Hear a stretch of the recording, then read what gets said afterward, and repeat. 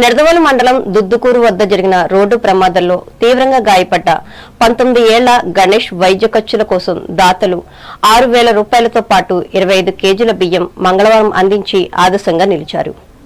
రాజమండ్రిలోని ఒక ప్రైవేటు ఆసుపత్రిలో వైద్య పరీక్షలు చేయించుకుంటున్న ఇతనికి 5 లక్షల రూపాయలు ఖర్చవుతుందని వైద్యులు చెప్పడంతో పేదవాడైన గణేష్ కు సహాయం చేసేందుకు కోరుమిల్లికి చెందిన వారు స్పందించి ముందుకు రావడంతో ఈ సహాయం అందింది. ఈ కార్యక్రమంలో చర్చి ఫాస్టర్ మల్లెపూడి ఓనేసింతో పాటు ముప్పిడి శ్రీను, ఎం ఆనందులు పాల్గొన్నారు.